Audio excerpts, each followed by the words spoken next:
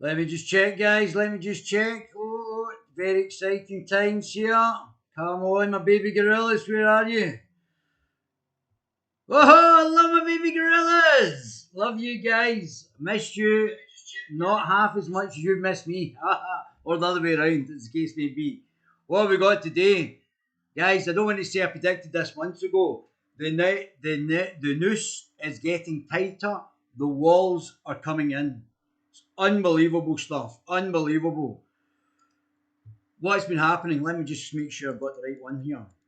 Alex Salmond inquiry, key evidence from the former First Minister to be published by the Scottish Parliament. So, what's been happening? In the actual parliamentary inquiry, they voted against publishing Alex Salmond's uh, submission. And then they kicked up to some other committee, corporate committee, and they've said to publish it. So I don't know what the political makeup of that second committee was. But they've now said to publish Alex Salmond's key evidence from the former First Minister to be published by the Scottish Parliament. I don't know if Jeff Aberdeen's collaboration of the First Minister's evidence will actually be given, but this is massive, massive news. So what the former First Minister Alex Salmond is saying is that look like you look like you look very classy. Thanks very much. So I don't know if this is going to be the dagger in the heart, but there's now multiple breaches of the ministerial code. How's it going? That's great, buddy. Great, Adolf.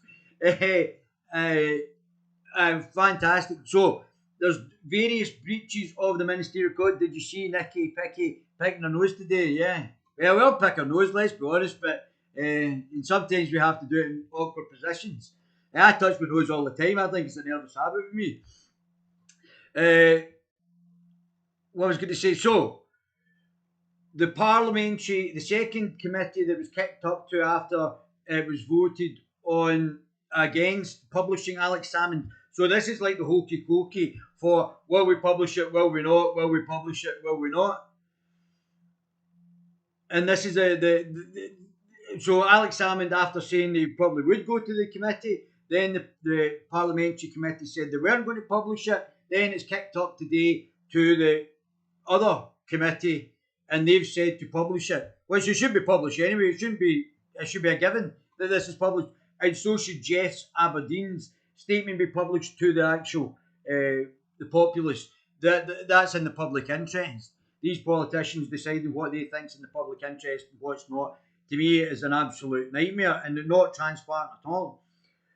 So we've now got to the situation. So let's go through. So this is what's this? Is this the Herald? Scotsman. This is the Scotsman. And this is by Connor Machette. Sorry, Connor. I'm sure you can tell me next time we meet. The Scottish Parliament corporate body has collectively agreed that Mr. Salmond's submission to the harassment complaints inquiry on the ministerial code can be published. Now, this is not the harassment complaints inquiry is not the same as the inquiry that's looking at whether or not Nicola Sturgeon broke the ministerial code. That's done by a judge called Hamilton. And so the submission and the publication of what Alex Salmond, which I've already covered, I've already gone through what it said in the Spectator under Fat Andy's periodical, that he said that this should be actually brought out. Hiya, pal, how you doing, Marcia? I spreading the COVID boogies. Spreading the COVID boogies. The Scottish Narrative Party are transparent as milk. You guys crack me up. So, my baby grills, listen to this. So, this is not the same. So, the Hamilton inquiry, I think, has also had the submission to that as well. I think they've had also had the submission with Jeff Aberdeen. And this is not where it's going to be relative to whether or not Nicola Sturgeon is going to be forced to resign. this is just, I think, going to publicise the fact that Alex Salmond says that Nicola Sturgeon lied to the Parliament, which in itself, that's just one of, I think, 7 ministerial breaches that Nicola Sturgeon, of the ministerial code that Nicola Sturgeon has actually done. So this is only one of the breaches about her not telling Parliament or lying to Parliament.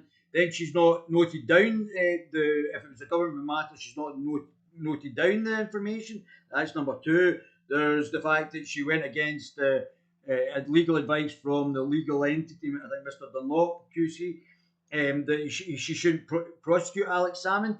So the whole thing, the whole thing, did you see that picking her nose and flicking it? Getting the COVID, spreading the COVID. What is I going to say? Inquiry on the ministerial code can be published. The decision paves the way for the former First Minister to give evidence in front of the committee next Wednesday on the 24th. So goodness knows when Nicola Sturgeon is going to arrive in front of the panel. We don't even know when she's coming up. She'll probably come up after the election. And I noticed as well that the SNP are holding back the documentation on the schools report till obviously after the election, because they don't want you to find out what the actual bad news is with regards to schools and schooling. It comes after weeks of back and forth between the Salmond inquiry, Mr. Salmond's lawyers, and a court hearing brought by the Spectator. Mr. Salmond's evidence has initially been blocked from being published due to legal concerns, but Hollywood's corporate body decided today that on balance it is possible to publish the submission. Well, about time we all wanted that done. In a letter from the presiding officer, Ken McIntosh, to the harassment committee convener, Linda Fabinini, the decision was confirmed. He said, "Thank you for your letter and for asking the corporate body whether or not it considers that the submission provided by Mr. Salmond to your committee can be published in light of the legal obligations to which the Parliament is subject." As you might imagine, the corporate body, which I don't know what the corporate body is, I've not heard of that, takes these legal obligations very seriously and has to consider and has given careful consideration to the request. Following 2 meetings of the SPCDB today, at which a range of opinions were aired, the SPCB collectively agreed that on balance it is possible to publish the submissions by Mr. Salmond on the ministerial code. This is obviously on the back of Andy McNeil, going to the court and forcing a judgment on the ability to retract information based on jigsawing for the victims who have now not got any case because they brought forward the case and no charges were actually found. The corporate body has considered the key elements of the matter you placed before it, but is mindful that the decision in principle to publish must now be followed by the processing of the submission in line with the committee's evidence handling statement. Finally, I wish to record that Andy Whiteman MSP did not take part in the meeting of the SPCDB at which our decision was reached, given he is a member of the underlying committee that's going to have the submission by Alex Salmond. The non-publication of evidence was understood to be the main hurdle stopping Mr. Salmond from committing to appear in front of the committee. In the submission, Mr. Salmond accused Nicola Sturgeon of lying and misleading Hollywood, calling her evidence to the inquiry into sexual harassment claims made against him simply untrue and untenable. Well, I guess if you're trying to conspire to actually do something, then it can be quite difficult to make sure you cross all the I's and dot all the T's. Extracts of the document were first reported on by the Times, and it was published in full by the Spectator magazine. a message from the editor just saying, can you make a digital subscription to the Scotsman, which I thoroughly endorse. There we go. The Sun. Here we go. This is a good one. This one. Bombshell Alex Salmond evidence accusing Nicola Sturgeon of lying to Parliament will be published. This is in the Sun. Dan Vevers, Scottish political reporter. And this is the 18th, so that's today's. Alex Salmond's written testimony attacking Nicola Sturgeon will be published by the Parliament. Now, this is going to be a case of I was there, and I've also got Jeff Aberdeen to corroborate this, and Nicola Sturgeon will be saying, no, that didn't happen, and obviously coaching everybody and everything else that's happened. Not giving out freedom of information, not giving out the legal advice. So it all looks bad on Nicola Sturgeon. It doesn't really look bad. Alex Salmond's won 2 legal cases, so it doesn't look bad on Alex Salmond. It looks bad on Nicola Sturgeon by a long shot. To the extent I think she'll have to resign. I said this months ago, before any other political commentator had said it. I said months ago that she's going to have to resign. There are 7 reports and inquiries which wouldn't be published till after the May elections. My goodness. They must have a lot to hide, yeah. I mean, it's obvious that the SNP are mismanaging Scotland just now. It's obvious. So I would vary your vote, especially on your second vote. Both the Reform Party and I was speaking to somebody from the Scottish Libertarian Party there, and I'm hoping that Count Dankula, fantastic, world-renowned comedian, brilliant guy, lovely fella, is one of the people that are going to be standing. I hope I've just broke that there, and that's really for the persecution the SNP did against him. That's great news for Count Dankula, lovely fellow, free speech advocate. He's in the right political party for him just now, and that's great. That's infiltrating part media coverage, yeah. Infuriating part, yeah. Media coverage, you're not going to get it. You're going to have to get your media from secondary sources like we're doing just now. And after the election is a slap in the face to all of Scotland. Yeah, well, it's going to be a slap in the face by the SNP. I mean, it's just they're not a competent party. But they've only got another 5 years anyway, because if they don't deliver independence and they keep mismanaging Scotland, people will wane away from the SNP, and I'll have set up another political party. So you'll have lots of choice to actually go and spread your vote around. You won't have to give it to the SNP anymore. Give it to other people. Other people might be better at managing the Scottish economy and the Scottish government and everything else that goes along with that than Nicola Sturgeon and the SNP have proven. And it'd be good to get back to the centre of politics rather than being the far left. I'll come to what I think Nicola Sturgeon's been doing as well. The Parliament corporate body agrees in principle to publish the documents after the committee of MSPs investigating the government's botched harassment probe of Mr. Salmond referred the decision to them. The 9-strong inquiry had previously twice voted both 5-4. Don't forget, there's 4 SNP members and 1 Mr. Whiteman, formerly from the Green, now Independent, who all voted together, all on the independence side, and 4 unionists from the Lib Lab Con Party agreed to release the submission amid legal concerns. The Holyrood decision today to back publication of the incendiary evidence in which Mr. Salmond accuses his successor as First Minister of repeatedly lying to Parliament and breaking the ministerial code will be seen as a key victory for the former First Minister. Do you think the Greens will win any seats? Well, I've already got, I had 3, Mr. Whiteman, I don't know what Mr. Whiteman's standing again.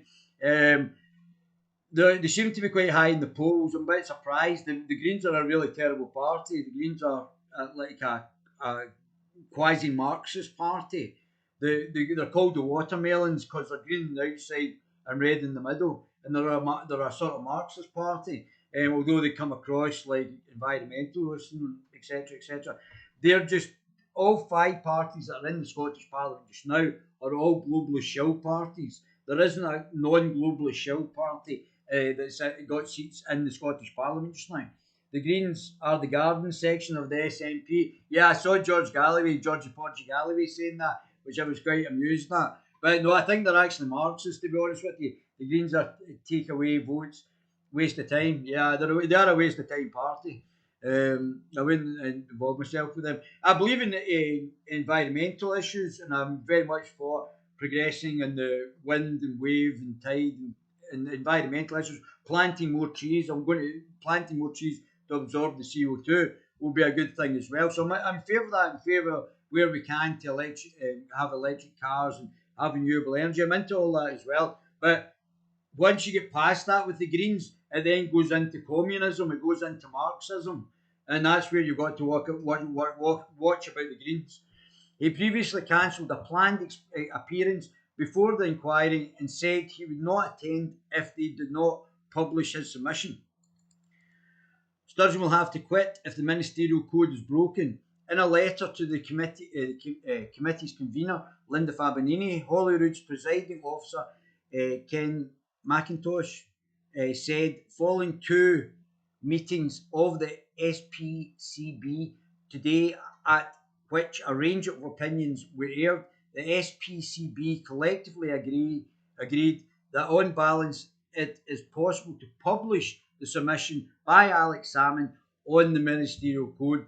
Well, it should have been a given. It's in the public interest. The corporate body has considered the key elements of the matter you place before it, but is mindful that the decision in principle is published must now be followed by now it's already been published in the Spectator anyway, by the processing of the submission in line with the committee's evidence handling statement. Finally, I wish to record that Andy Whiteman, MSP, did not take part in the meeting of the SPCB at which our decision was reached, given he is a member of the committee. An inquiry spokesman said the committee notes the decision of the SPCB. Mr. Salmond's submission will now be proceeded in line with the committee's statement on the handling of information ahead of the publication early next week. Now, Alex should do a press conference anyway and just orally say it as well. That's what he should do. Yes, of course, the Greens take away votes. I only asked about the Greens because I hope those seats are up for opposition against the SNP are of contention. It may be that you could vote for the Greens or vote for the SNP, but I would suggest that you don't and you start to back other parties that are more centrist, like Reform UK Party or the Scottish Libertarian Party, who are more to the centre.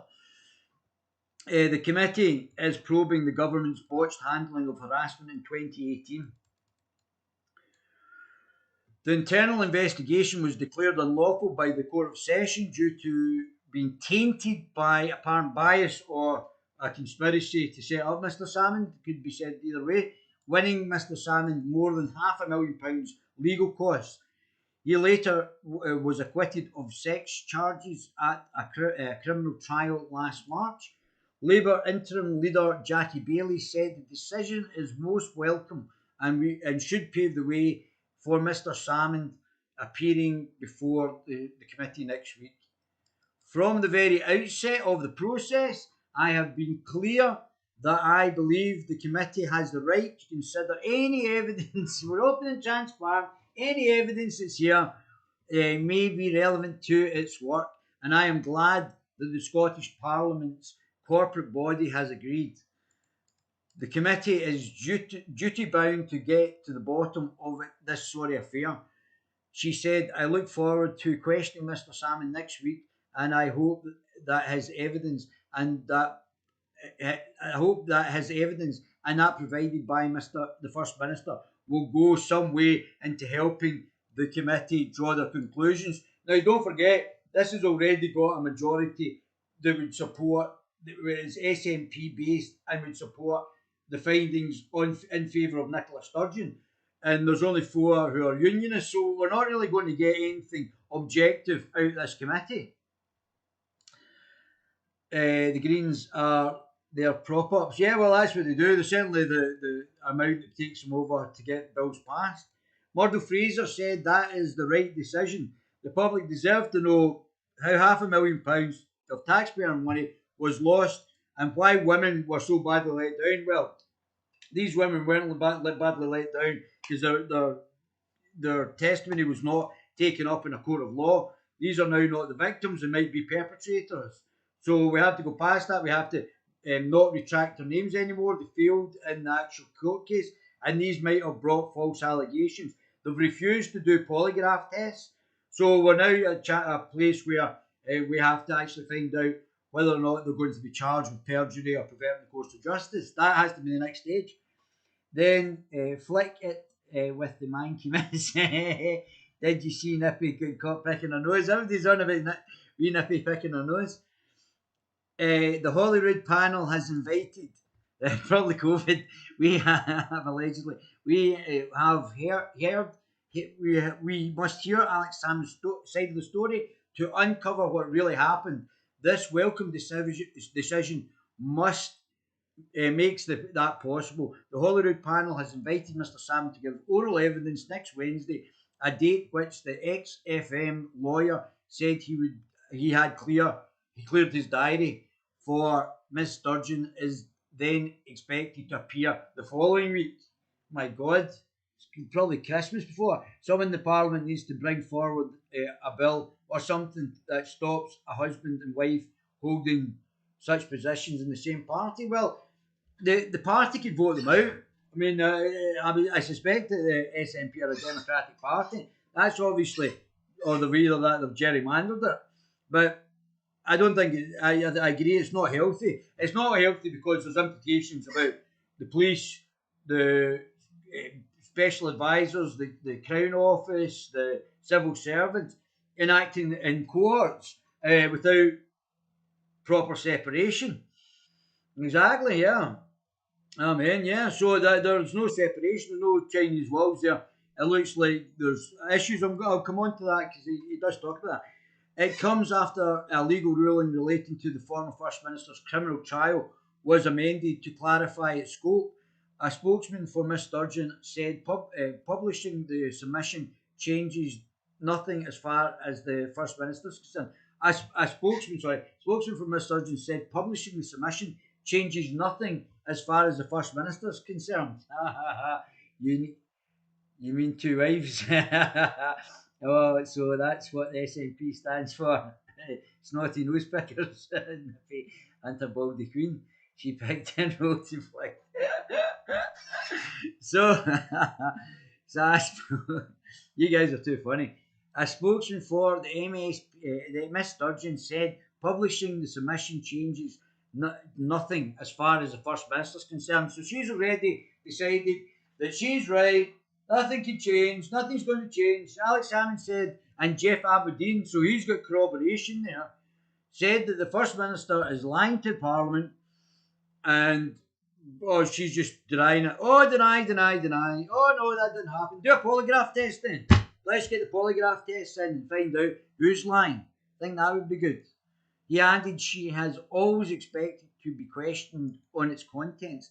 The only frustration is that she has still not had the chance to rebut the claims and conspiracy stories that have been levelled. She's probably trying to come up with good get out of jail free cards. That's what it is, isn't it? I know Nippy throwing COVID bogies around. Stop making me laugh. Only for the party to be postponed. Only frustration is that she has still not had the chance to rebut the claims and conspiracy stories that have been levelled at her and has lost count of how many times she has agreed to appear before the committee only for the date to be postponed. But the SNP lashed out at the move with MSP George Adams saying people across Scotland will be utterly bewildered that the corporate body of the National Parliament has ignored clear legal advice and decided to publish information which it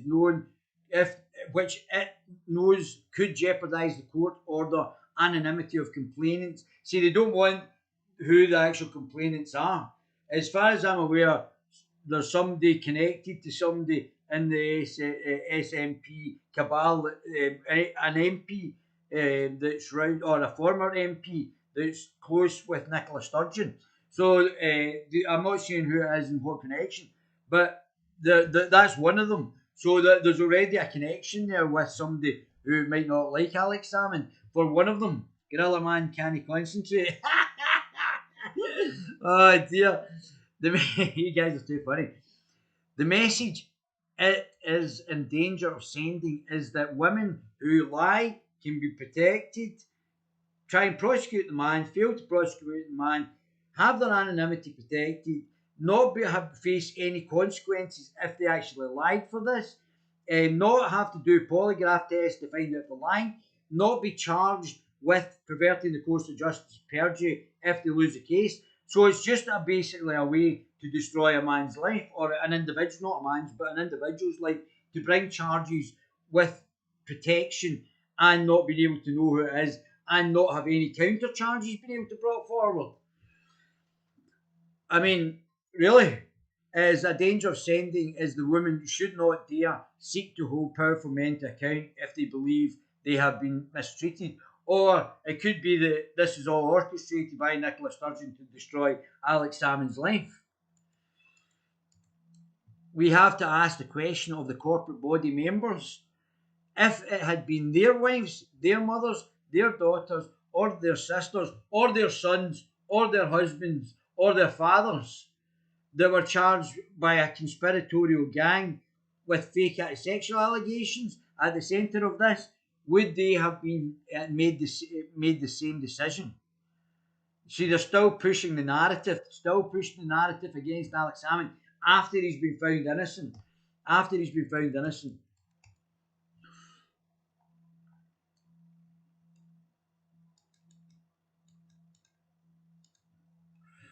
Ooh, let's do another one for the Sun. I should be getting sponsored by the Sun here. This is from David Irvin on Valentine's Day.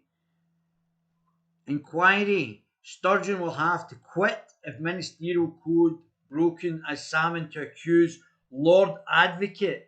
This is what we're saying. The Lord Advocate's position has been compromised.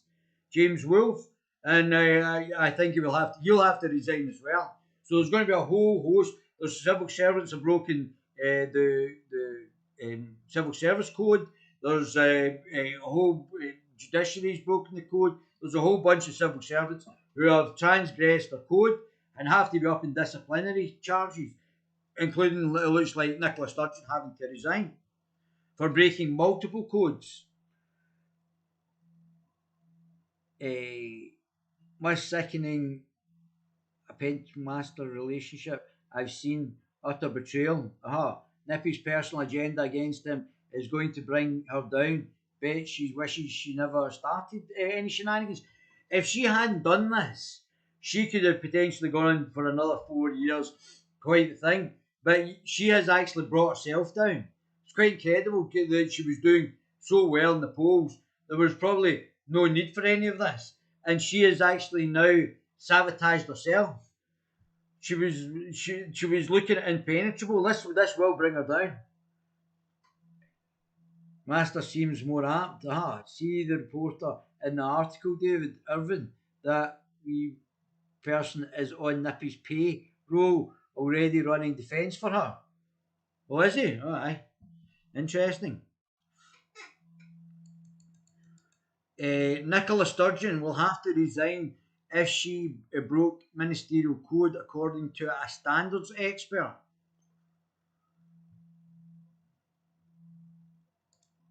First Minister is facing claims she breached the code. I don't think this is not a very good article for her if he is in the pay of her, because this is not a good article for her.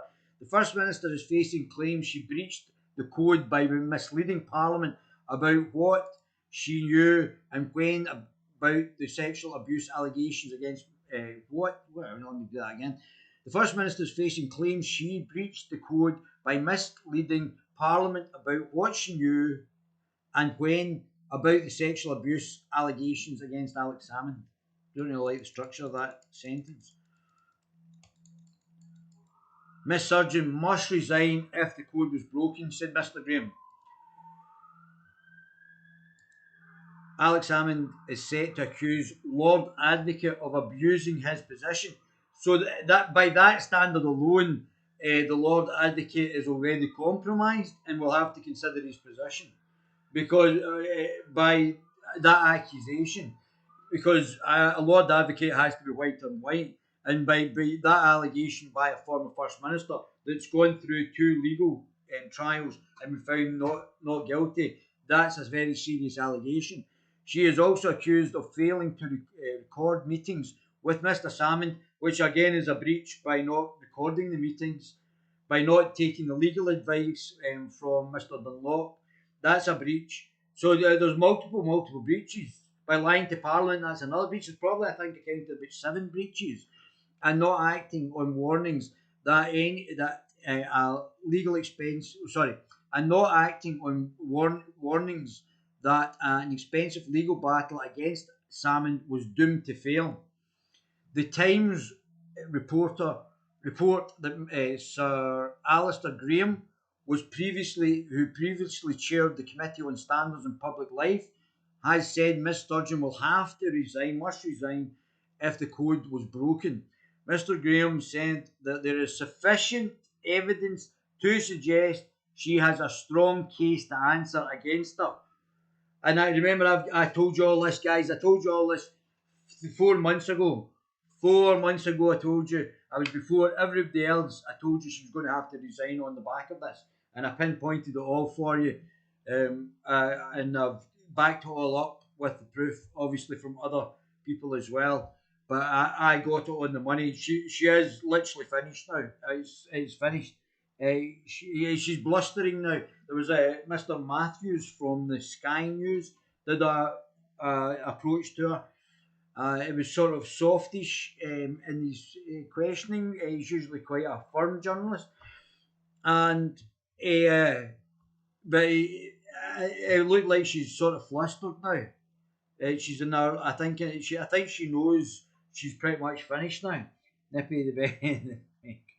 If she does resign, at least we know she eats her greens.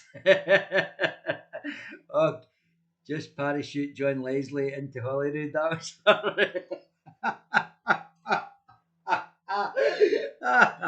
oh dear, absolutely brilliant, guys. Absolutely superb. So, Mr. Let me just reiterate this. Mr. Graham said there is sufficient evidence to suggest she has a strong case to answer for resigning. That's something you have to understand here. Alex Salmond accuser slaps conspiracy claims absolutely absurd. Oh no, I'll do that after. The Scottish Government spokesman said the First Minister stands by what she has said to Parliament and by her written evidence to the committee, and looks forward, she does, to answering questions at the committee. Nothing to see here. Husband's up in perjury. We've just rejected all the FOIs that were brought forward to us from Wings Over Scotland. We've covered up the legal advice. We've tutored our civil servants how to give advice. We've told them all just not to say anything. Look at the magpies. Look at the magpies. Unbelievable. Unbelievable. It's unbelievable. I mean, but it's not just the fact, as I said, it's not just the fact that she has broken several ministerial codes. It's the fact that this could be criminal. Because obviously, if you've orchestrated fake sexual allegations against Alex Salmond in collusion with multiple people at the highest order, the highest echelons of society, you've coordinated this. This is jail time. And you've got put witnesses. Now, the witnesses now have to do polygraph tests. They have to do lie detector tests. Probably all getting coached now by taxpayers' money to actually beat the polygraph test. Breaking news, Sturgeon will test positive for COVID days before she appears before the committee. Yeah, that's right. Okay, finish Antoine Leslie. I like that one. That was good, Derek. Oh dear. Morel looks like the gay character from Catherine Tate show. You guys are too funny. So it comes as Mr. Salmond, who was cleared of all charges, not guilty. The people are still making allegations against him. He's been cleared, and they're still running with allegations after he's been formally charged, formally cleared, while protecting the victims' anonymity. Even though they've brought through, it's gone through a legal process, and nobody, not one allegation stuck, and it's all been kicked out, and they're still able to have their anonymity retracted and or redacted, and still being able to continue to make these allegations. That's not an acceptable situation. It's not acceptable.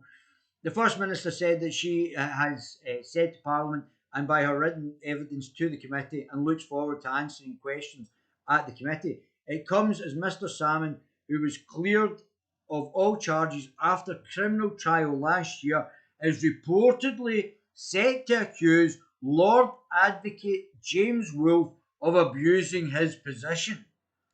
That's very serious. The Daily Record claims that Mr. Salmond will accuse Mr. Wolffe of actions which led to evidence of government negligence being suppressed.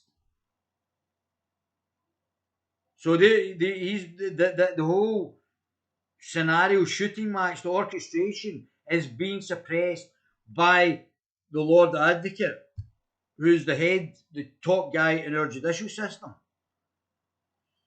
and still protecting the anonymity of the victims who brought forward the allegations.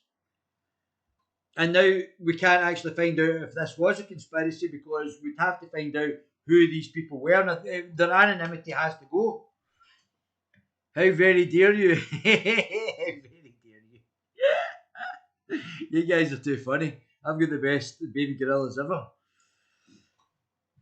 It's reported by Mr. Salmond. It's reported Mr. Salmond will accuse Mr. Wolffe of wrongly applying legislation which meant evidence regarding Ms. Sturgeon and her allies and her cohort, or cabal, was not heard by the Parliament. Let me just repeat that, guys. This is very, very important. It's reported Mr. Salmond will accuse Mr. Wolffe, this is Mr. Wolffe here, very distinguished gentleman, will accuse Mr. Wolffe of wrongly applying legislation which Andy Murray went back to court and had a lot of that overturned by Lady Doran, which meant evidence regarding Ms. Sturgeon and her allies was not heard by Parliament. That's really bad. So that's them covering up, being, oh, we're open and transparent, nothing to see, yet covering up the allegations here in some way. If oh yeah, but I'm a victim, somebody touched my knee. Good shout, thanks. How dare you? Where is the Scottish media in this shit show? Well, I'm reading out the Sun, so they are here, but the televised media is not going to cover this because they just want to control you. It's just about you being controlled and good little sheeplet. That's what it's about. So you have to now go out with the political classes that you've been voting for before and vote for somebody else. And not only that way will it bring in new ideas and new things that are actually going to happen. Where is the Scottish media in this shitstorm? Any journalist worth the salt would be feeding like a shark on this a dog dinner. Yeah, well, I am. And you know I'm bringing you the best stuff anyway, guys. That's why you're all here on the Guerilla TV channel. Because you know I bring the best stuff. Lord Advocate James Wolffe is set to face accusations from Mr. Salmond. So our chief legal officer is now getting castigated by the former First Minister. This is incredible stuff. A source said these are threats from an unelected official citing legislation passed by this Parliament for different reasons. The result is information is denied to the committee of elected parliamentarians. How can you make the best decision? How do you know it's not a conspiracy if you don't get all the information? Open and transparent. We're open and transparently hiding information. Section 18, it's not in the public interest, not in the public interest for you to know. No, we're open and transparently hiding this information. Some of the information Alex has intended to provide was government documents. Remember, we were talking about Wings Over Scotland, and they had asked for a number of documents between correspondence from the Viet Cong group, and we knew all this. And there's other government documents that are not being brought forward to the parliamentary committee and are being suppressed in an open and transparent way by Nicola Sturgeon. Open and transparent, which should have been provided to the committee in the first place, but have been suppressed. Where's my popcorn? I'm just scared that the SNP get a majority in May and she squeezes through the investigation. They'll be dangerous and emboldened. Yes, they will. The corruption is so troubling. Of course it is. That's right, guys. That's it. You guys are very clever. That's you. You guys know this. This position is extraordinary and totally unacceptable. What is becoming clear, shockingly clear, is the extent to which the lines between the SNP government, which I've covered before, and the judiciary have become blurred in Scotland, and that should be a huge concern to every one of us. And that's completely correct. The COPFS spokesman told the Daily Record, we engaged constructively with the committee and Mr. Salmond's lawyers to protect public confidence and trust. It is vital that the information held for the investigation and prosecution of crime is handled carefully, thoughtfully, and lawfully.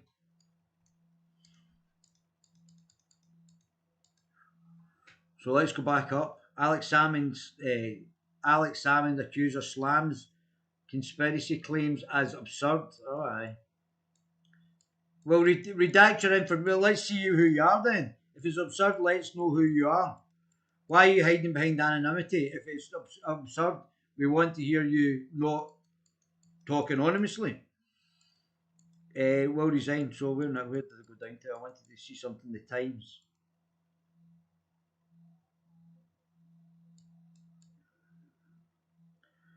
Sturgeon will have to quit. So this is the Times on the 18th. So this is today. We're all quoting each other's journalism. Jason Alderdice and John Boothman. So they're all basically been watching the Guerilla TV channel. If any journalists are watching, hi there, thanks. Just quote me. I did cover this 4 months ago. Thank you very much, though. Catching up. Sturgeon will have to quit if code broken. First Minister has a case to answer over an array of Salmond inquiry failings, says Standards expert. An array, not just one, an array. Exactly, he's right. He's completely correct.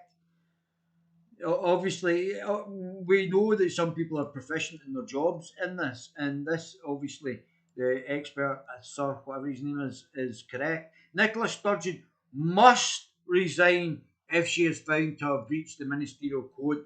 A Standards expert has warned ahead of her appearance at Holyrood's Alex Salmond inquiry. Sir Alistair Graham sounds like a very knowledgeable chap. A former chairman of the Commons Committee on Standards in Public Life also said there is sufficient evidence to suggest she has a strong case to answer. Woof! So the whole thing is now catching up with what I've told you guys months ago. Told you there, surprise Guerilla man, that you haven't been taken away by the SNP mafia outside of Hollywood. Brave man. Well, you should have seen obviously what I've done. I do stand up and for you guys. I'm your bulwark against these tyrants, and it's just going to get even funkier as we go down. So, Sir Alistair Graham, a former chairman of the Commons Committee on Standards in Public Life, also said there is sufficient evidence to suggest she has a strong case to answer. The First Minister is alleged to have breached four aspects. Four, I think it's seven. I don't think it's four, because there's other ones here that they've not done, and I think it's seven. First Minister is alleged to have breached four aspects of the code by which she must abide. This relates to claims she misled Parliament about when she first learned of the harassment complaints against her predecessor and one time close friend, failed to record the meetings with Alex Salmond against the government's business, failed to notify the civil servant about talks in good time. She also acted on against legal information that was given to her by Mr. Dunlop, acting as her legal counsel, and not to prosecute Alex Salmond. So she went against that legal advice. I wish I knew what the other four was. Um, let's see if I can Google it.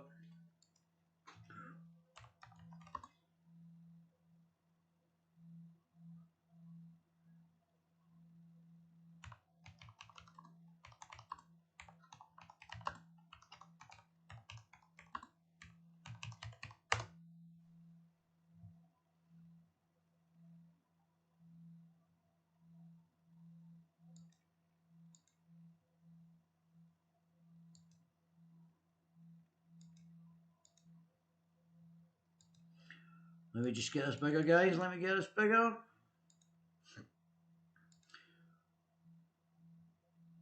This is the BBC. There has been a code of conduct for Scottish ministers setting out. Oh my goodness. Right. So she has since accepted that she met Mr. Salmond's former chief of staff, Jeff Aberdeen, at her office 4 days earlier on the 29th of March, but has forgotten about it. Oh, just forgot about it. The First Minister has said on a number of occasions that she first heard about them from Mr. Salmond at a meeting at her home on the 2nd of April 2018. Ms. Sturgeon still maintains that she learned the fact and details of the complaint from Mr. Salmond himself. So this is where the ministerial code is broken. Section 1.3 of the ministerial code states that ministers who knowingly mislead Parliament will be expected to offer their resignation to the First Minister. To the First Minister. So the First Minister will have to notify herself that she should resign. Pressed about this, Miss Sturgeon said, "I do not consider that I misled Parliament, but that is for others to judge." Miss Sturgeon has also insisted that she didn't intervene in complaints process and that she did not meet Mr. Salmond in her capacity as First Minister, but rather as leader of the SNP. This matter, in the context of the Ministerial Code, Section 4.22, states that the basic facts of the government's meetings with external individuals should be recorded. But including a list of these present and the reason for the meeting.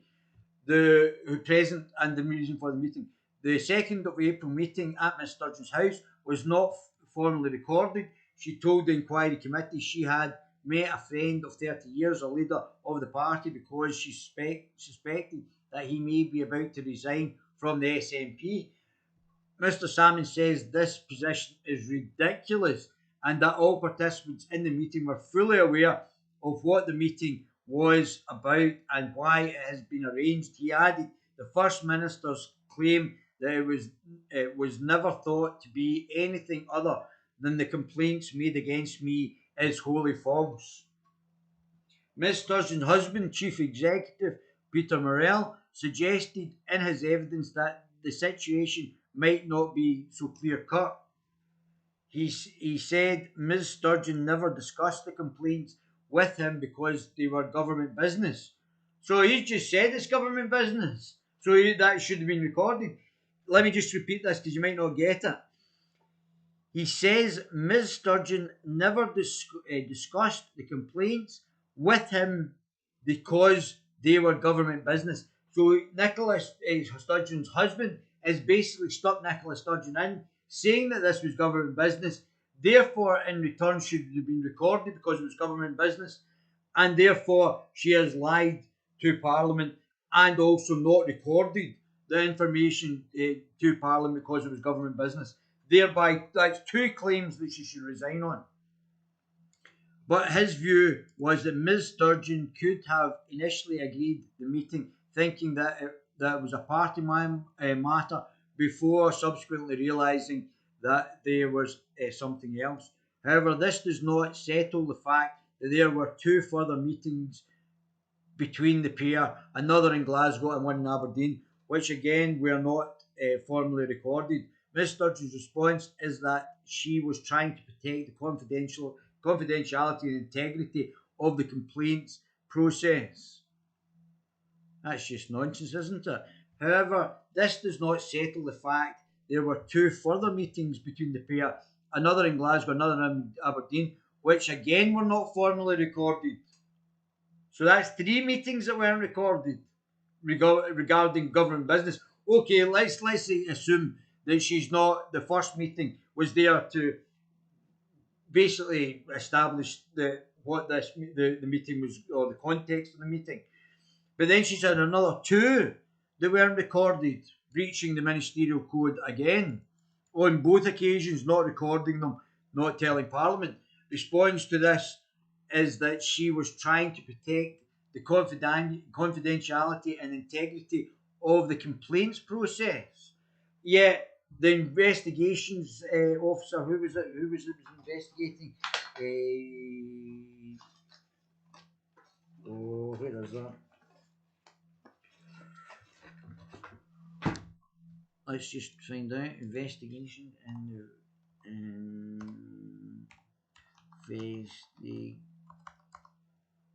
investigations officer Judith McKinnon, officer Alex Salmond.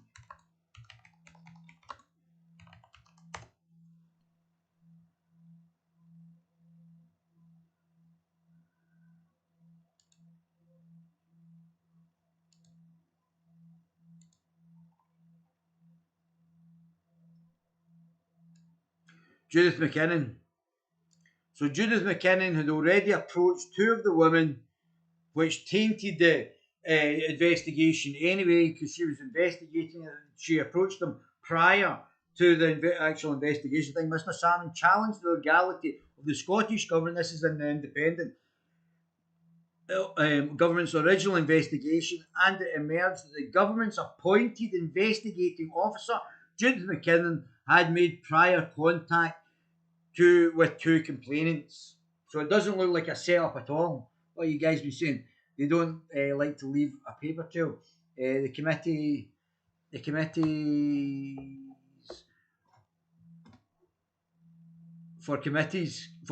and other committees. Yeah, that's about it, Michael.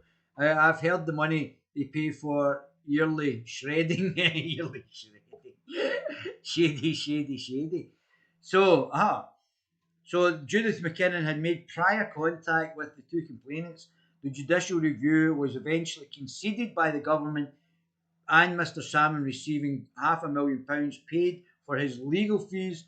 Mr. Salmond was ultimately acquitted of all 13 sexual charges against him. Okay, let's go back. So Ms. Sturgeon, so she's broken it then again. So she's definitely broken it. It's no ifs or buts. She says the section of the code is designed to prevent a minister having meetings and about discussions that they are taking in government and not declaring them. But she says that was a decision I was not involved in. What? It's a bit of lawyer doublespeak, isn't it? Ms. Sturgeon's response to this is that she was trying to protect the confidentiality and integrity of the complaints process. She said this section of the code is designed to prevent a minister having meetings about decisions that they are taking in government and not declaring them. But she said this was a decision I was not involved in. Yeah, sure you weren't. Following legal advice, yet another row concerns whether the government followed its own legal advice while contesting the judicial review case raised by Mr. Salmond. The former First Minister insists that Council had informed the government before the end of October 2018 that they were staring defeat in the face, but that the case ultimately continued into the following January at the cost of hundreds of thousands of pounds of your taxpayers' money. Mr. Salmond says that this is contrary to section 2.30 of the code, which sets out the overarching duty of the ministers is to comply with the law and to ensure their decisions are informed by appropriate analysis of the legal considerations, which you obviously broke, bringing forward the criminal proceedings against Mr. Salmond when she was advised not to. The Scottish Government, meanwhile, said it was only it was only much later that it became clear the case was doomed, with permanent Secretary Leslie Evans, one of the conspirators allegedly, being given explicit advice that the only sensible and defensible action is to concede the position on the 29th of December. Don't forget the legal counsel to Nicola Sturgeon, the government, was going to resign if they didn't concede as well. So they had lost that as well. The ins and outs of this may be harder to judge than the matter of the meetings because much of the government's legal advice remains shrouded in secrecy. Well, I think that should be brought out to the fore. I think there's a public interest. Certainly all my baby gorillas are publicly interested in this. It's like Terry Gilman film Brazil wanted to bureaucracy to bury their lies from a fed up and bored population. Yeah, that's very good, Michael. That's excellent. I was reading an article on the SNP top 40 scandals, but the time I've reached the end of the article, it was up to 50. Very good, Teresa. So, MSPs, where are we? The ins and outs of this has been much harder to judge than the matter of the meetings because much of the government's legal advice remains shrouded in secrecy. MSPs have twice voted to demand legal privilege be waived so that the advice can be published in full, but the government argues that to do so would undermine the whole system of free and fair legal advice. Don't forget, they were pressured and they had to release the information that says they shouldn't brought forward the legal case against Alex Salmond in the first place. Prevent lawyers from providing frank opinions in future. Well, apparently Mr. Dunlop didn't do anything wrong, and Mr. Dunlop was legally correct from what eventually happened. The Holyrood Inquiry Committee has been given some access to reports summarising the advice, but are still calling for more. Ooh, what might happen? The inquiry committee might come up with the view that Ms. Sturgeon conduct, but the inquiry committee might come up with a view of Miss Sturgeon's conduct, but the one that really matters is James Hamilton. James Hamilton, not the one that Alex is going to next Wednesday. A former head of the prosecution service in Ireland, Mr. Hamilton was appointed to the ministerial panel.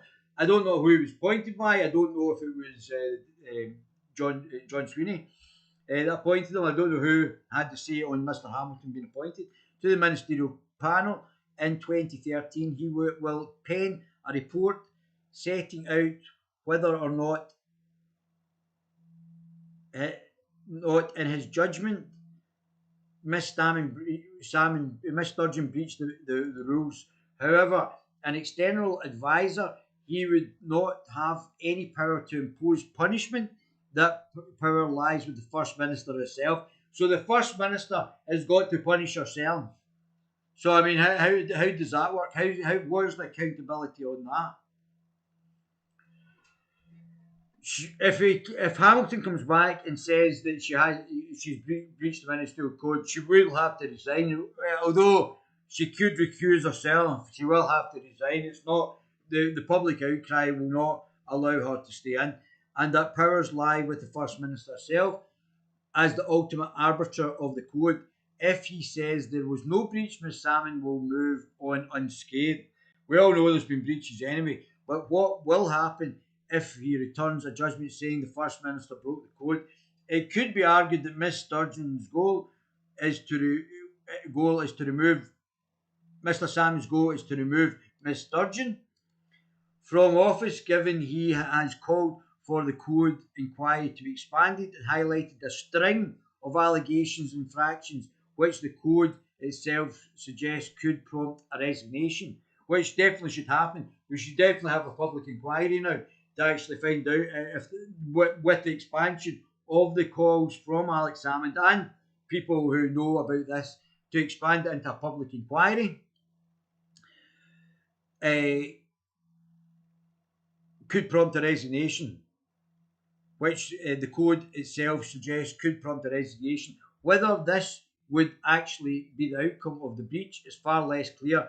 Miss Sturgeon is at the peak of her popularity and currently leading Scotland through a pandemic where 99.9% of people who get it survive anyway. But that's how incompetent she is. She's just destroyed the Scottish economy because of her incompetence at handling this virus, where 99.9% of people survive, and will be facing the judgment of the voters in a few months' time anyway. The defence she has offered so far also points to where mitigation of any breach could be offered.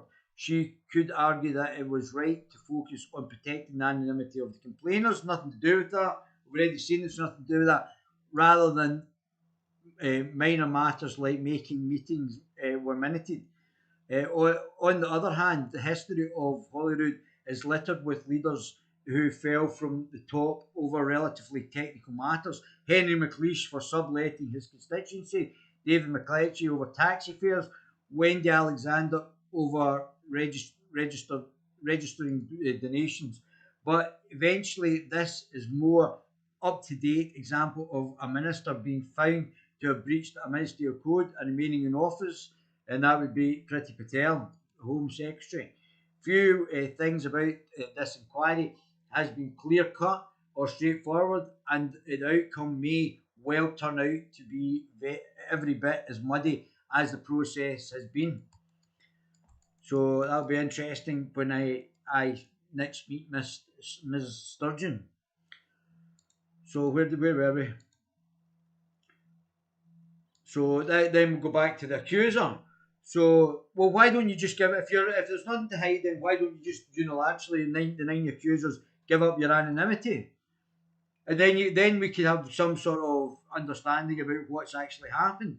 So give up your anonymity and let's hear you speak on the TV and do a polygraph test. Susan Aitken and her husband £1 shop too. David, everyone's in a while you should stay on and chat with us for a bit. Is that what you want? You want me to chat with you guys? Just cheer the cud. I'll tell you what I'm going to do. I'm going to do this. The thing's just about to get super chatted, hopefully. So I've spent 3 years developing the channel. We'll be able to do super chats, and I'll just set up a stream where you guys can chat to me, and I'll speak to you guys and we'll have a chat and we'll have a good laugh on the back of that. We'll do an informal one. I know a lot of stuff I do is formal. We'll do an informal one. David, everyone once in a while should. So I'll do that for you. Should wash her hair and stop calling people far right, BAMs, and yeah. I mean, they keep calling everything far right.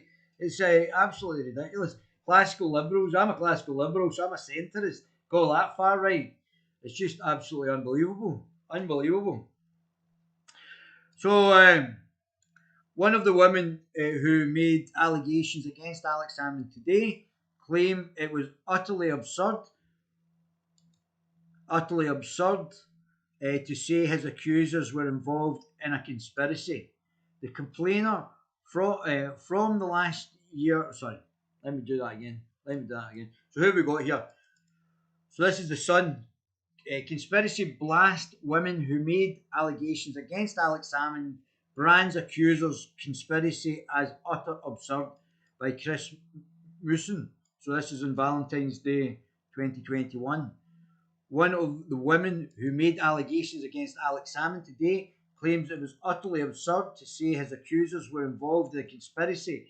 The complainers from last year's criminal tribunal complainants from last year's criminal trial also hit out at MSPs who are probing the unlawful government inquiry into First Minister Alex Salmond. So they're still allowed to attack Alex Salmond from their anonymous position, and they won't take any polygraph tests to find out if they've lied, and their names have now not been redacted or not been redacted after they've not been successful in the prosecution of Alex Salmond, and we don't know if they perjured themselves or committed perjury or perverted the course of justice.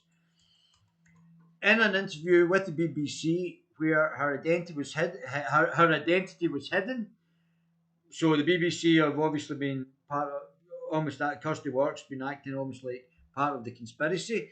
I just think the BBC are terrible. Anyway, defund the BBC, privatise the BBC. In an interview with the BBC Scotland, where her identity was hidden, she asked about Mr. Salmond's allies alleging a conspiracy after he was cleared on all charges after a criminal trial last year. The woman said it's utterly absurd to suggest that 9 women could be persuaded to lie to the police to perjure themselves in a court. I mean, the truth is that we individually have had experiences of Alex Salmond's behaviour. Asked by the BBC, well, behaviour, I don't know what that means. Alex Salmond's behaviour doing what though? We need to find out what the allegations were, are you lying, and what, etc., etc. We need to find out what's actually been said.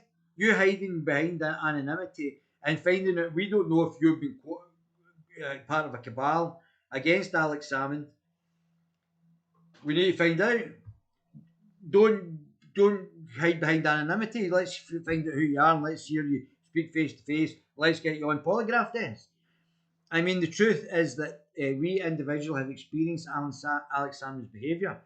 Asked by the BBC Scotland's political editor Glenn Campbell if she discussed her complaint with others who have been part of the criminal trial, she said, I think it's natural to discuss issues of sexual assault, sexual harassment with women that we worked with at the time. The interview comes amid the Holyrood inquiry into why Scottish Government mounted an unlawful probe into Mr. Salmond in 2018 before passing the details to police. Mr. Salmond won the criminal review into the government's inquiry, which cost £500,000 of your taxpayers' money. If we go independent, the first woman on the Smackaroonie banknote should be Susan Boyle, Salmond on the reverse. Michael, you need to do comedy, mate. Moonson goes to battle with Sturgeon Daly at her political podcast, does he? That's interesting. I've not met them yet. I think they know about me though. Nicola Sturgeon is under pressure over the Scottish Government's handling of the initial complaints. Nicola Sturgeon is also facing claims that she breached the Ministerial Code by misleading Parliament about what she knew when and about the allegations into Mr. Salmond, about her failing to report, failed to record meetings with Mr. Salmond, went against the legal advice about government business, and did not act on the warnings that an expensive legal battle against Mr. Salmond was doomed to fail because it looks like it was orchestrated. Text messages, including communications involving women complainers, have been part of the controversy in recent weeks. In yesterday's interview, the woman was asked if she looks like In yesterday's interview, the woman was asked if what looks like a conspiracy could actually be something quite different. Does it, madam, does this still start to look like a conspiracy here? Oh no, what did she say? She replied, I think that, as the committee had said last week when seeing the texts and what was said within them, anybody can write a text. Anybody can write a text. They were shocked, and they were very clear that it was a woman supporting other women. But that does not make it a conspiracy. None of that what you just said in that statement doesn't make it a conspiracy, or the fact that you're supporting other women. It looks stranger, even the fact that there's 9 people all supporting each other. They all kind of knew each other. That were all part of connected to Nicola Sturgeon in some way. And that you're not prepared to do polygraph tests, do lie detector tests, then let's find out. If you fail, you go to jail. Great stuff. See you next time. See you later, Bandy.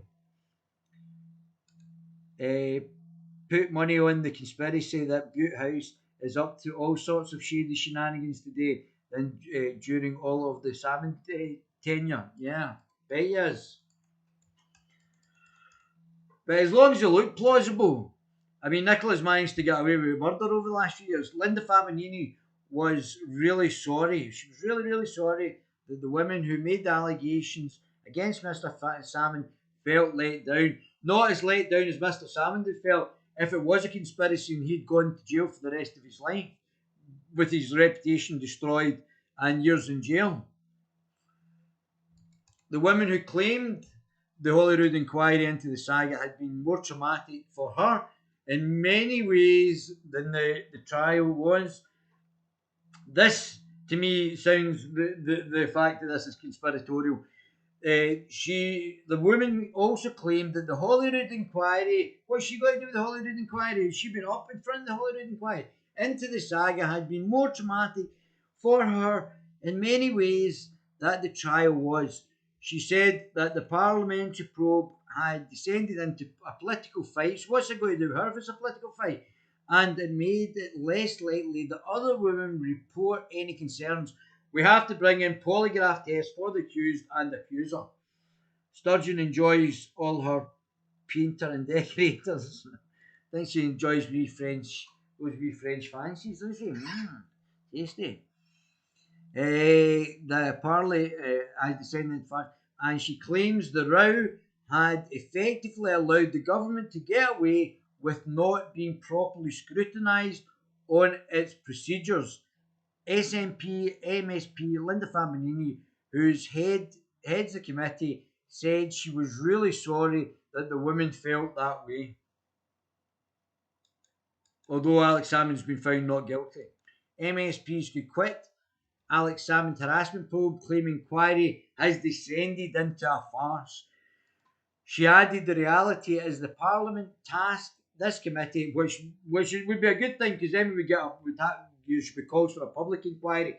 Murdo Fraser has already called for a public inquiry into this. If Alex had gone to jail, he was looking at a long stretch. Apparently, Nicola likes a long stretch.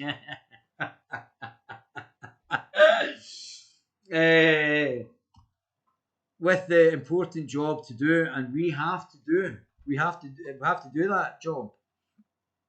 We have to get this task finished and to do it in the best way that we can, because what we want to do is to make sure women aren't afraid to come forward in the future and potentially orchestrate allegations against another innocent man. Well, we don't know it.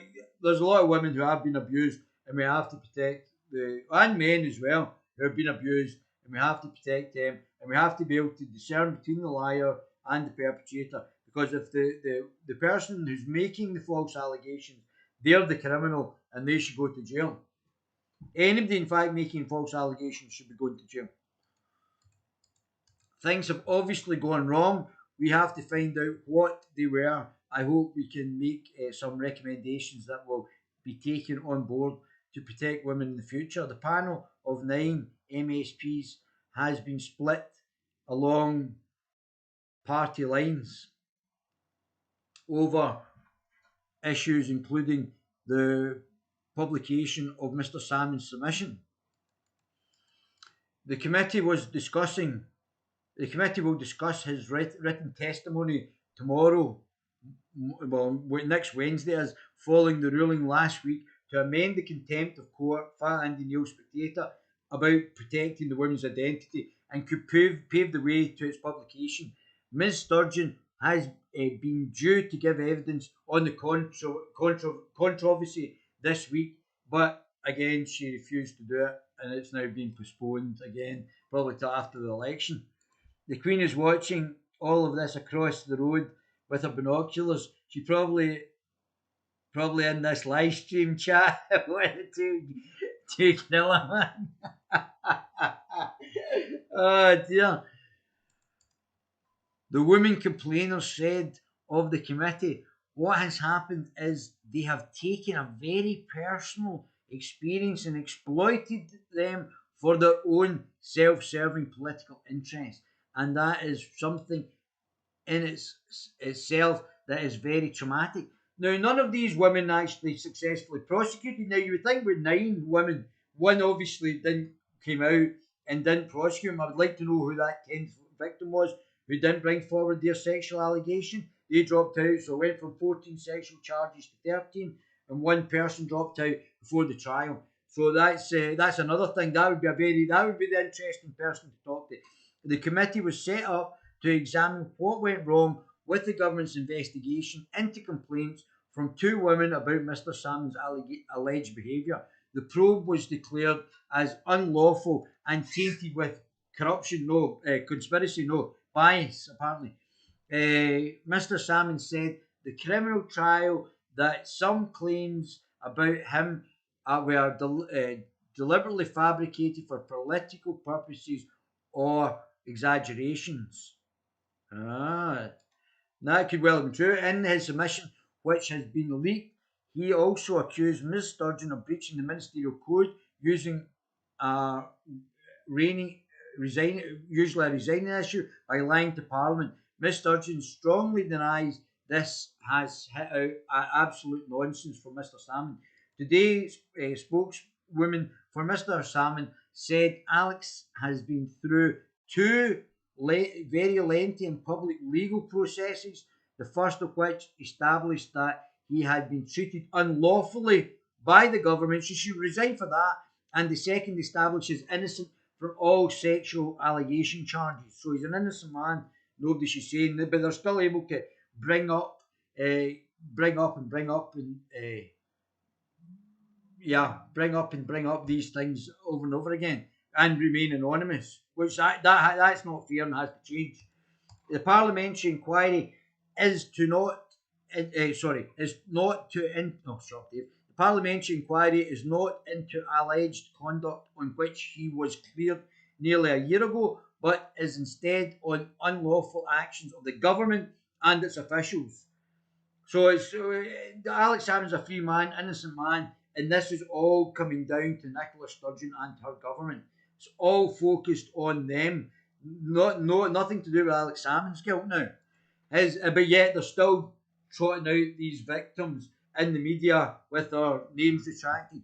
His acquittal last March followed an exhaustive and comprehensive police and Crown investigation and a lengthy trial before 50 members of the public who heard and assessed all of the evidence.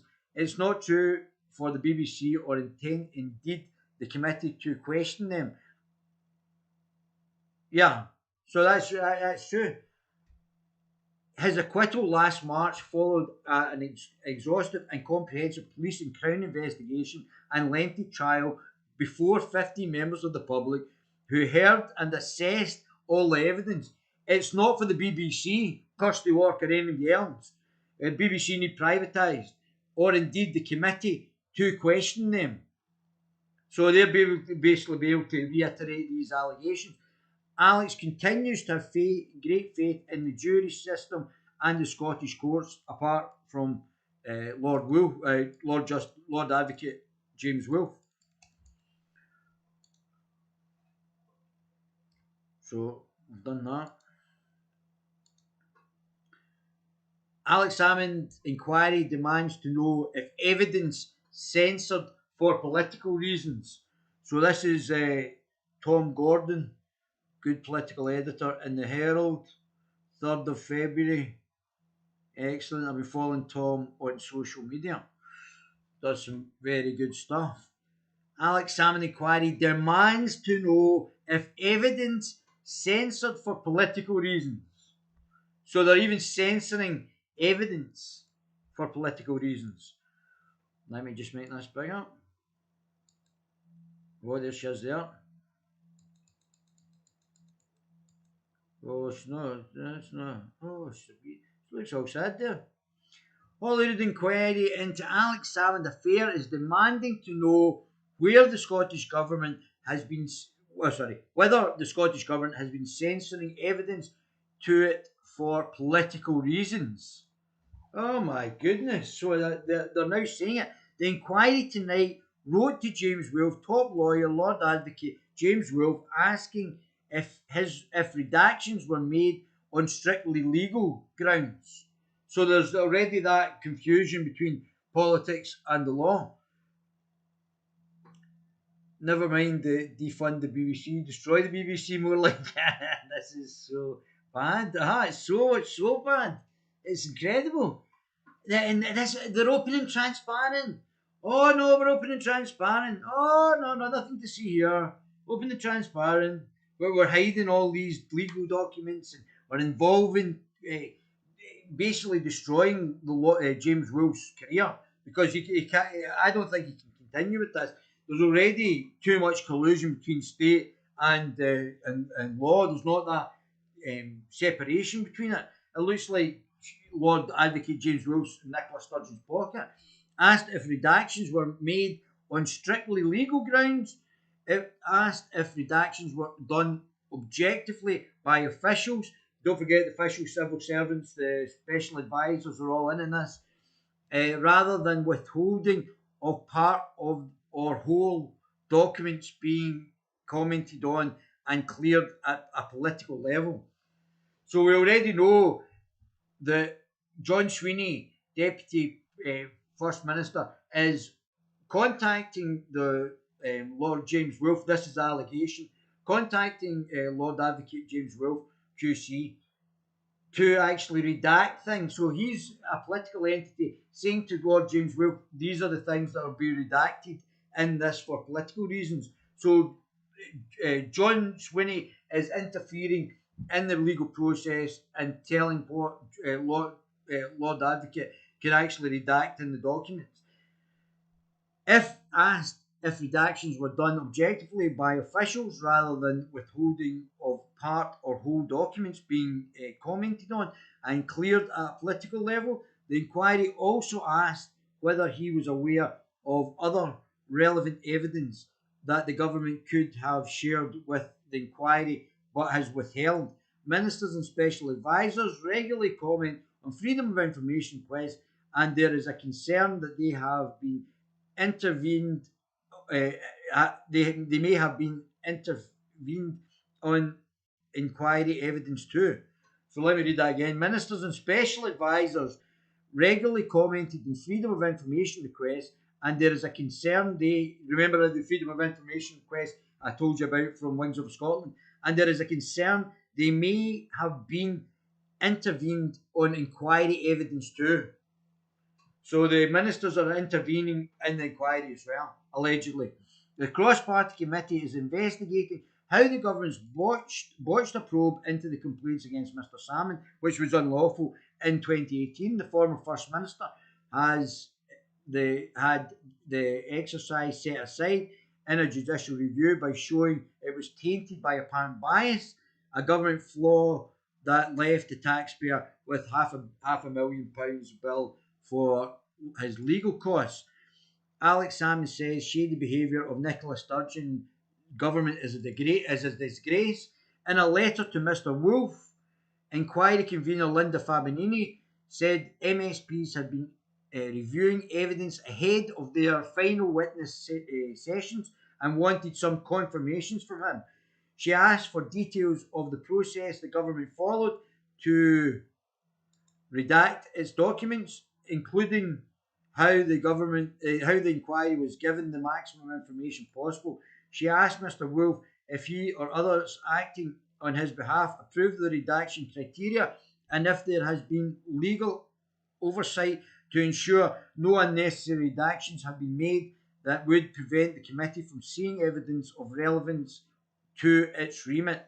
She also asked for confirmation that the process of agreeing what should and should not be provided took place at official level, overseen by legal advisers, as opposed to the nature of redactions or withholding of documents being considered, commented on, and cleared at a political level. Finally, Ms. Fabinini asked if anything had been wrongly denied to the inquiry. She said the committee would appreciate confirmation from you that there are no further records the Scottish Government is aware of and that they are not being provided to the inquiry that the Government is in a position to share. So that looks very dodgy. It looks like they know about other documents that have not been prepared. This thing smells fishy. Special needs party. Oh dear, that's so funny. Shady, not transparent party. Transparent as frosted glass. It was recurring feature of the judicial review that the Scottish Government failed to turn over all the evidence it should have, leading to punitive costs being awarded against it. Nicola Sturgeon faces Hollywood vote over husband Peter's snub to Alex Salmond inquiry. On a separate issue, Miss Fabinini also asked for an explanation of why the Scottish Government chose to send the investigating officer's report about the misconduct complaints to the Crown Office. This took place against the wishes of the complainants. She said the committee would be grateful for any further information, explanations of this decision, including whether you had any involvement and whether you can provide your view on the deliberations that informed this decision. The committee also seeks any further information and explanation, including from your perspective, on the investigating officer's final report being offered to the police as evidence. The police turned down the report in case it perjured their own investigations. The inquiry has asked Mr. Wolffe to respond by 9 a.m. on February the 9th, the day Mr. Salmond gives oral evidence. I mean, really, honestly, I don't know about you guys, and thanks for sticking by me for an hour and a half. And but this all absolutely stinks to high heavens. I don't know what you think in the comments. Can a sturgeon be knocked off her perch? You guys are the funniest, honestly. Oh my god, you guys are absolutely hilarious. My baby gorillas are the best. So I'm going to leave you with this. Now, I think Nicola Sturgeon is an intersectional, Marxist, feminist, lesbian, globalist shill. That's what I think our politics are. But obviously, we all love Jordan Peterson because he's such a great guy. And this is from PragerUniversity.com, which is obviously set up by a Jewish gentleman. I can't remember the gentleman's name. He seems like a really nice chap. And but this is what's going on in the Scottish universities.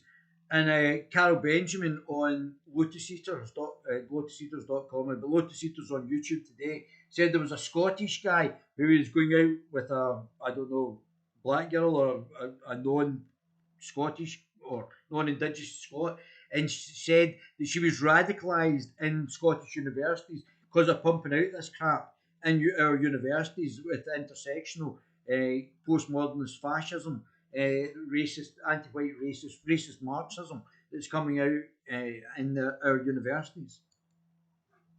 But this is good with Jordan. You may not realize it, but you are currently funding some dangerous people. They are indoctrinating us with their resentment-ridden ideology. They have made it their life's mission to undermine Western civilization itself, which they regard. You may not realize it, but you are currently funding some dangerous people. They are indoctrinating young minds throughout the West with their resentment-ridden ideology. They have made it their life's mission to undermine Western civilization itself, which they regard as corrupt, oppressive, and patriarchal. If you're a taxpayer or paying for your kid's liberal arts degree, you're underwriting this gang of nihilists. You're supporting ideologues who claim that all truth is subjective, that all sex differences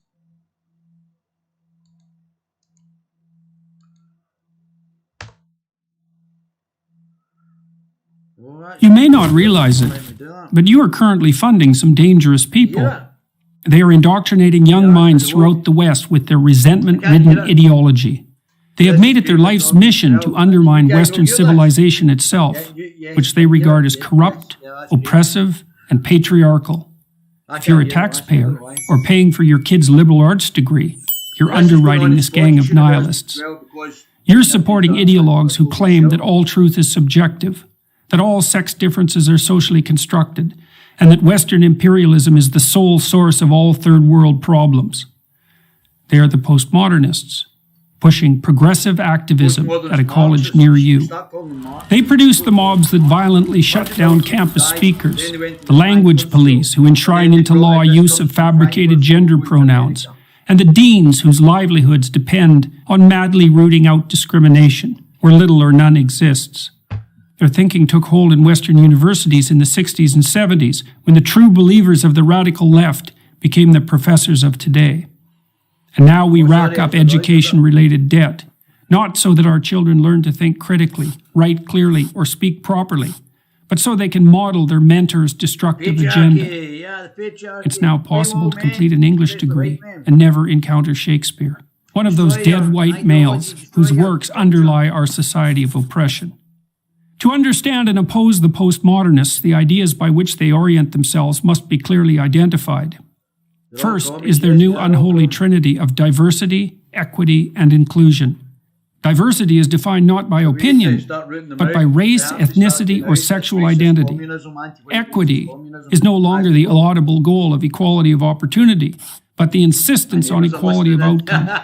And inclusion is the use of identity-based quotas to attain this misconceived state of equity. All the classic rights of the West are to be considered secondary to these new values. Take, for example, freedom of speech, the very pillar of democracy. The postmodernists refuse to believe that people of goodwill can exchange ideas and reach consensus. Their world is instead a Hobbesian nightmare of identity groups warring for power. They don't see ideas that run contrary to their ideology as simply incorrect. They see them as integral to the oppressive system they wish to supplant, and consider it a moral obligation to stifle and constrain their expression. Second is rejection of the free market, of the very idea that free voluntary trading benefits everyone. They won't acknowledge that capitalism has lifted up hundreds of millions of people, so they can, for the first time in history, afford food, shelter, clothing, transportation, even entertainment and travel. Those classified as poor in the U.S. and increasingly everywhere else are able to meet their basic needs. Meanwhile, in once prosperous Venezuela, until recently the poster child of the campus radicals, the middle class lines up for toilet paper. Third and finally are the politics of identity. Postmodernists don't believe in individuals. You're an exemplar of your race, sex, or sexual preference. You're also either a victim or an oppressor. No wrong can be done by anyone in the former group, and no good by the latter. Such ideas of victimization do nothing but justify the use of power and engender intergroup conflict. All these concepts originated with Karl Marx, the 19th century German philosopher. Marx viewed the world as a gigantic class struggle, the bourgeoisie against the proletariat, the grasping rich against the desperate poor. But wherever his ideas were put into practice, in the Soviet Union, China, Vietnam, and Cambodia, to name just a few, whole economies failed and tens of millions were killed. We fought a decades-long Cold War to stop the spread of those murderous notions. But they're back in the new guise of identity politics. The corrupt ideas of the postmodern neo-Marxists should be consigned to the dustbin of history. Instead, we underwrite their continuance in the very institutions where the central ideas of the West should be transmitted across the generations. Unless we stop, postmodernism will do to America and the entire Western world what it's already done to its universities. I'm Jordan Peterson, professor of psychology at the University of Toronto for Prager University. Thank you for watching this video. To help keep PragerU videos free, please consider making a tax-deductible donation. Yeah, I don't know what was happening there. I couldn't hear that. But yeah, definitely donate to PragerU. And Jordan Peterson's a legend in his own right as well.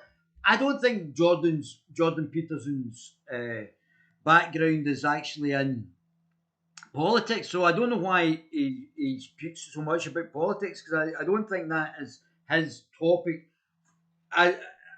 What he specialises in. It seems like he specialises in something like psychology or something like that.